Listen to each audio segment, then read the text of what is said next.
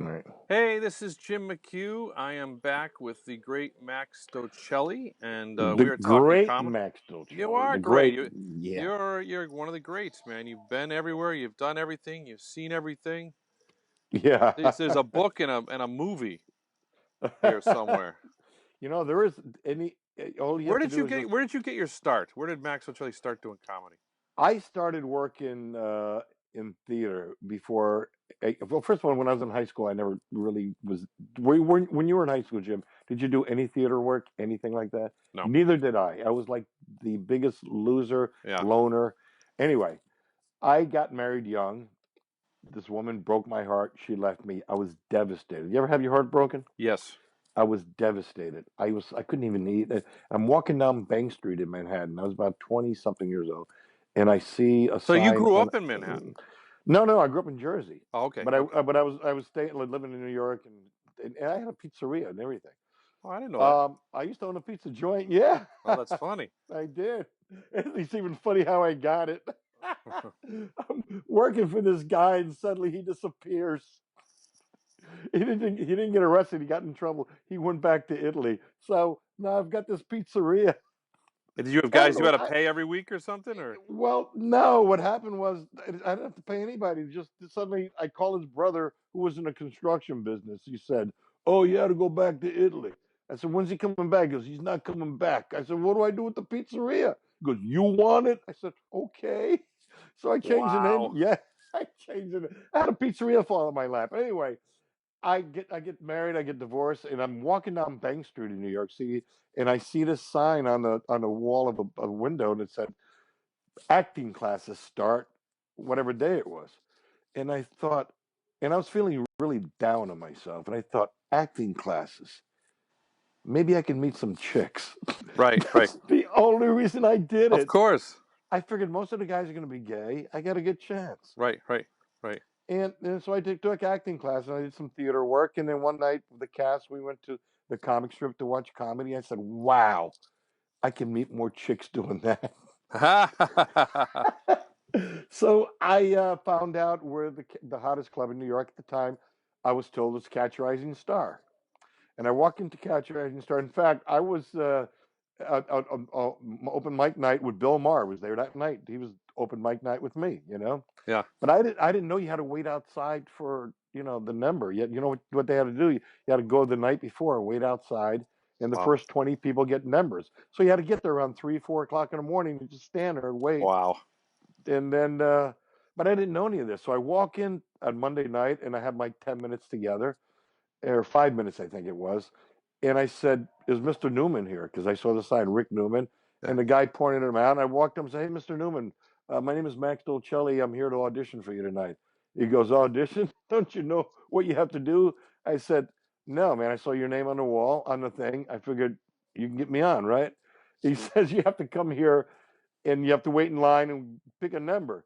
And I said, "Oh, okay. I'm really sorry." And then we talked for a minute, and he goes, "You know what? I like you." Peter was the manager. "Give this guy number 5 for next week." Nice. So he gives me number 5, which didn't make the other comics happy. Right. But in fact, Bill Maher once told me, he says, "I really hated you that day Yeah. Yeah. because I had to wait in line." Yeah. Yeah. Yeah. But anyway, then I started working at the Catch, and I got very lucky because you remember the first time you went on stage? Yeah. It was Terrifying. nerve-wracking. Oh, terrifying. I felt like I was walking into a bubble. Right. Everything was surreal around me. Yeah. And Richard Belzer was the MC that night. He calls me up, and what saved me was I walk on stage and I almost choked. Right. But there was a woman sitting right up front. The place is packed. She had the ugliest dress on I'd ever seen. And luckily for me, I noticed it. And I said to her, before I even started doing my material, I said, "You probably took you like 3, 4 hours to get ready, and that's the best you can come up with." Oh my God. And the audience erupted. I mean, exploded with laughter. And I said, "Wow, this is easy." Where And do, then I started doing my material, and then I went downhill really fast. of course. Yeah.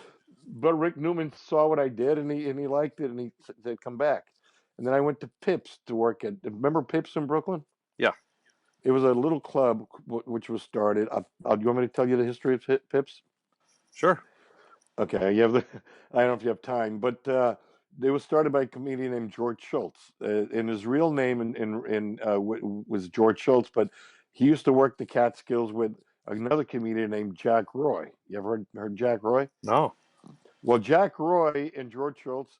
In fact, George Schultz's stage name was Georgie Starr, and Jack Roy was another comedian. Jack Roy quit the business and started selling aluminum siding, and because he couldn't Rodney make Dangerfield it sold was aluminum siding too. it was Rodney Dangerfield. Oh, that's what you're gonna say. Oh, okay. I'm sorry. I Yeah, ruined that for you. Jack Roy back in the 50s was Rodney. We became Rodney Dangerfield. His real name was not Myron Cohen. Oh gosh, but anyway, it was what was Rodney's real name? Google it. Anyway, Yeah. um, anyway, they used to do comedy together, and they both quit the business. And Georgie Starr quit the business and opened up a club in Brooklyn called Pips. And this is the story I heard from George Schultz, because I used to work at his club, and I also heard it from other comics. When Rodney wanted to go back into the business, Jacob Cohen was his real name. He changed his name to Rodney Dangerfield. He got that name from an old movie that he saw. Okay. And I forgot the name of the movie. But anyway, George Schultz said to Rodney, "Why don't you take my tagline? Because it never worked for me." And you know what the tagline was? I can't get no respect. I don't get no respect. Wow. Okay. Now, I can't confirm, but George himself told me that he gave Rodney the line, and I've heard it from other acts. So, Wow. but they're both dead now, so who knows what the truth Who knows? is? Yeah. But I used to work at Pips. I started out, the first time I went to Pips, I remember Pips was in Brooklyn, Right. Sheepshead Bay, and I'm waiting to go on. I'm nervous, Remember we used to stand there. I'm like trying to go in my head, and this guy sitting there. The place is packed, and this guy sitting there with his girlfriend. He's got chains around. He's like a Guido, Yeah. And he looks at me and goes, "Hey, you on next?" I said, "Yeah, I'm going to go on." He goes, "You better be freaking funny, or you're dead." Except you didn't use the word freaking. Right. So I guess I was funny because I'm not dead. So did you know Rodney a little bit? Did you meet him back in those days, or was he there before you were there? Rodney Dangerfield? Yeah. No, Rodney already became famous by the time I started there. But Rodney used to come into the clubs all the time. All the time. Right. He used to come to Catch all the time, and if he liked something that you were doing that would work for him, he'd ask you if you could sell it to him, And a lot of comics used to sell him jokes. And I got a great Rodney story. this is this is how crazy Rodney was. I'm working at the comic strip in Fort Lauderdale. You ever worked at the comic strip in Fort Lauderdale? I don't think I did. No. What a great room that was. I was working there, and it was like a Saturday night after the second show. I'm at the bar, and I'm talking to the waitresses. Actually, I'm trying to pick up one of the waitresses, And me and the other comic, and we're having a few drinks, and somebody's beeping their horn. It's around 2 o'clock in the morning, beeping their horn outside the club. And I walk out there, and it's Rodney. He's wearing a bathrobe in the car with some woman, blonde. I remember blonde bimbo-looking woman sitting next to him. And I walk over and I say, "Hey, Rodney, how you doing?" He goes, "Hey, kid." Hey, good. Hey, I know he used to call me kid. And I said, "Yeah, Rodney, come on in. We're having a drink." He goes, "No, hey, kid, I got a problem. My toilet is stuffed up at the condo. Can you help me out?" I said, "What?" He goes, "My toilet won't flush. Can you help me out?" I said, "Really?" He goes, "Yeah." I said, "All right." So I went back in the club. I said to one of the waitresses, I said, "Rodney Dangerfield was outside. I got to get the plunger." Oh, that's hysterical. Yeah. And then he goes, and I said to her, because this was my in with the waitress too.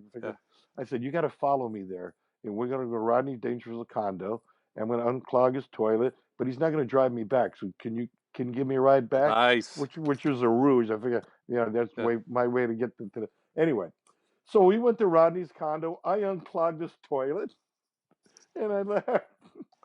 You But may be the Rodney's only guy in the world ever to get a woman to leave a bar with a plunger in your hand. I know. But the funny part is, Rodney's the only person in the world that would go to a comedy club to find a plumber. That's hysterical. I know. Oh my gosh. I'll never forget that. That was And very funny. did you live in LA for a while? No, I hated LA. I tried moving out there for a minute, but I didn't really like it. Yeah, I've always had a tough. It's funny because they actually put me on in some of the places out there now, but I always feel like the moment I'm off stage, I want to be on my way home. Yeah. Well, what happened? I was working at the Improv, and Mark Lanow and Bud Friedman, they liked me. Yeah. And Mark Lanow gives me a sweatshirt. He goes, "You got a home." Oh, I said, nice. "Really?" So I went back out there looking for an apartment. Went out there, and I walked back to the Improv. It was about a month later, and I said, "Hey, Bud, remember me, Max?" He goes, "No, Max Dolcelli. You said I have a home here. You want to, open mic night, whatever." I said, "Never mind." Oh my gosh. They forgot me. So I should have just hung around and wait and stayed. What do you got for a hell gig story? Oh man, there's a lot of hell gig Give me stories. 3. Give me 2. Oh wow. Hey, how about the ultimate hell gig, probably known as the worst gig in the history of comedy, Betty's Fireside. Okay. Yeah. That's a You legendary you place. you've heard of it, right? I've heard of it. I may have Betty even done a set there. I may have done a set when I first moved to New York. But go ahead. I always did well there, but Yeah. Betty's Fireside was one of those places where Was comics that a would. circular bar? What happened was the bar, it was like a horseshoe bar, Yeah. and then the stage was behind the bar where the girls used to do. There used to be a strip joint, Yeah, right. I think I did work there once. and there were poles there and everything.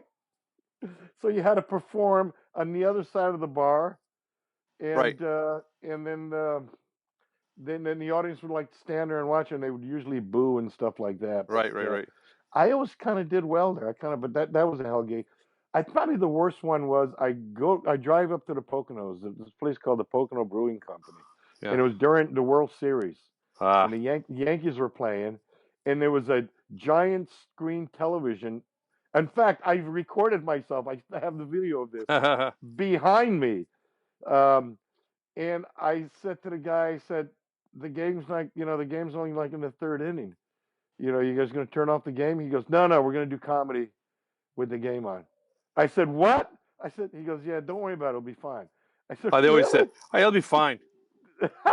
So I had to perform with the Yankees playing behind me, a giant, huge, like a theater like screen behind me of the ball game. And I can tell what was going on by people were paying attention to the game. I wasn't even there.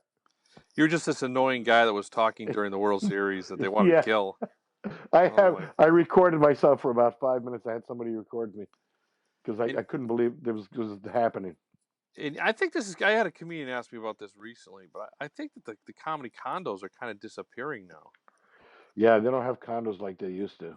It used to be Um, almost every gig on the road was attached to some kind of condo somewhere. well, do you remember when we first met? We were working at Lake Ontario Playhouse. We had to stay at the comedy condo up top, above, Right. where where you wake up to go to the bathroom and you see like spirits floating around. It was an old theater. I mean, a Yeah. really old, from the 1800s. Right. Um, the famous stories about the comedy condos was a guy named John Fox. Remember John Fox? Yeah. Comic. He was like the road warrior. He died from prostate cancer a few years ago. But in fact, he even recorded himself on YouTube. If you go on YouTube, you see this John Fox, get checked out. I'm dying. I will be dead. Blah blah Yeah. blah. And he did. Yeah. But he was one of these comics where the story goes, if you went to a condo after John Fox was there, don't use the mayonnaise. Oh no. Exactly. Oh no. I do not want to know more about that one. and the condoms were places where comics used to crash, because back then we would go on the road for 8, 9, 10 weeks at a time, and Right. we'd work almost every night. We'd almost Oh yeah. have a show every night. But if there were dark nights, which was rare, we wouldn't go to a hotel. You'd stay the We extra night in one of the condos. we or find a condo nearby. I'm near Cincinnati. I know where their condo was. It was almost like a safe house. Right. Yeah, exactly. I remember doing that one night in North Carolina. There was the Punchline, North Carolina. I was working in the Punchline, Atlanta, not North Carolina, South Carolina, and Savannah, or I forgot what town it was. No, Charles. It was in Charlotte, because I'm driving through it, and it was very late, or like around 6 in the morning, or 6 at night, or whatever it was, and I go to the condo, and the comic who was there said, "Oh my God, oh my God, what are you doing here?" I said, I just wonder if I can stay. He goes, "We need a headliner tonight because Rich Scheidner can't make it. He missed his flight." Oh my gosh. So not only did I get a room, You got a but I gig? got a gig. Oh, that's great. So the guy calls up the club. I got a comic. He goes, "We were waiting for somebody to show up." That happened to me. I was in the Cayman Islands. My wife wanted to do 4 days with no comedy, just the two of us. There was that club there. I remember that And there club. was that Okay. club. I forget the name of it, but I said, and so we were there. I go, I just want to stop in and say hi because I would love to work here, And she was Yeah. kind of mad at me, like, oh great, we got to. So the lady says, "Do you want to go on?" Are you Oh talking yeah, about Bernadette? yeah, yeah. Yeah. So I get on. I do like 10 minutes. It goes really well. Yeah. The lady says, "Somebody's not showing up this week. I can keep you over for another week." And she was mad, but we got another week of Cayman Islands with the water sports and the room, and I know, and you got a free room. and we had like one free meal a night, Yeah. not for both of us, like I know, I know, I like know. split a sandwich, It's funny. When you're a comic, you sneak food out for your spouse. Right, right. You're like You, smuggling you, food to keep her alive. you can eat in the employee's cafeteria, but you're not supposed to bring any food out. It's crazy. Oh man, it was, yeah. I remember working in Aruba for a month once, and I got one free meal, and the lady I was with, every night we would split the meal. What do you got? What do you got for ship stories? Oh man, cruise ship stories. Yeah, you kind of I'll like tell you. you were my I'll tell you one. I'll yeah. Go tell you ahead, one. go ahead. This is funny. Back in the old days, I used to work the small ship called the Dolphin. It was a maybe 300 passenger ship. The food was great. It was a Greek crew. Yeah.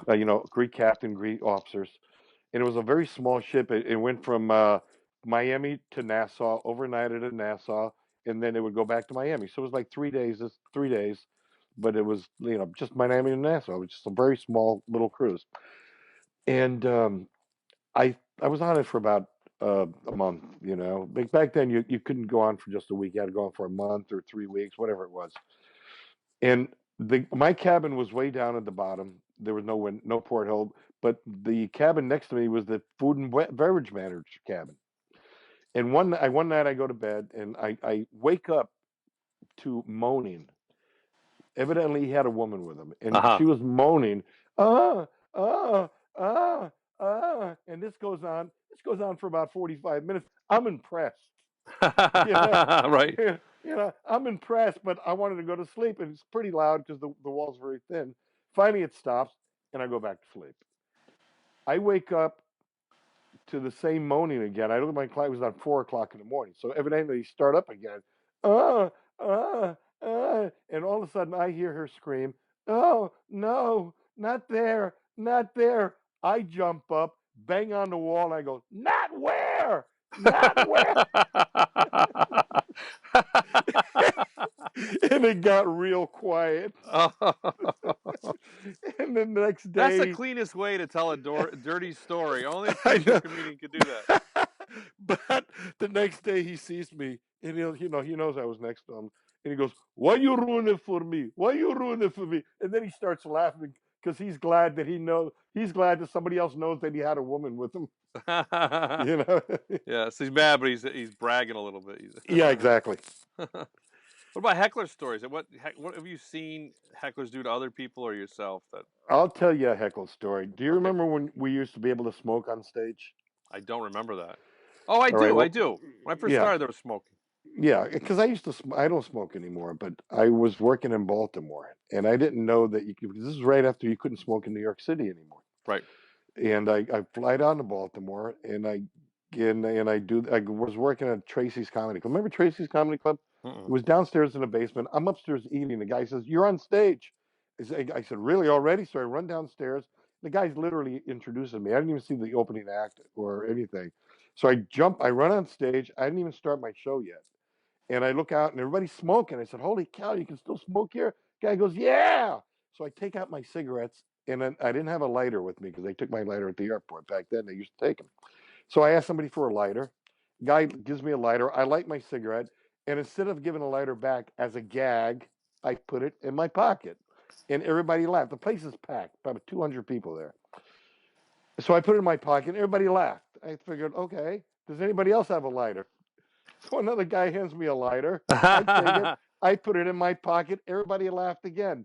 Not 2 seconds after the second lighter, I was about to ask for another lighter. Right. These two women were coming back from the bathroom, an older woman and a younger woman, and I see them coming back from the bathroom. They didn't see the lighter part at all. They just came Right. into the showroom. So I said, "Hey, you guys wouldn't happen to have a lighter on you, would you?" The audience is laughing their head because they don't know what's going on. Right. The old woman, Jim, I kid you not, the old woman stands there and screams at me, and she says, "My husband just died of lung cancer. Oh, no. How dare you ask me for a lighter?"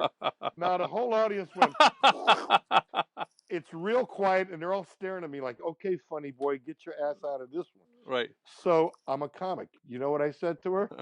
I didn't want to hurt her feelings, but I had to get the crowd back. I said, "Well, then you must have a couple of lighters lying around the house you can't use." And the audience erupted with laughter. Oh my! She turned around and walked out. But I felt bad, but I had to get the crowd Survival back. at that point. I had to get the crowd back. Wow. That was probably the worst heckle I ever had. Yeah, because where'd he go with it? Yeah, I know. Well, I went with it, and luckily my mind thought, I got to say something, and it just popped into my head. I said, okay, well, I'll As you know, I talk to the audience a lot, and I get Yeah. people once in a while, and I swear they'll come up with a story like that just to throw a monkey wrench in. They're sitting there thinking, what can I say that will absolutely, like stall this guy, Right. Yeah. I You know, don't talk to the audience, but you yeah. do. It's an art form. Well, not the way I You do know, it. you know who the, you know you know who was the best at that? Jimmy Brogan. Yeah, that's everybody. I've seen Jimmy a few times. He's very, very Jimmy good. from Boston originally. Yeah, but I don't think he did comedy here. No, he didn't. He worked at Catch Rising Star. He was brilliant. I used to see him Brilliant. at the Comedy Magic Club in Hermosa Beach. He would Yeah. go down there when Leno went down there. Yeah. Well, he used to write for Leno. Right. Yeah. He was Leno's head writer. Brilliant. Brilliant comic. A lot of brilliant comics.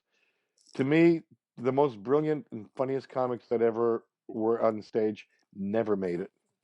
Ronnie Shakes. Remember Ronnie Shakes? I know the name a little bit. Oh, man. He died when he was 44. He had a heart attack and he died.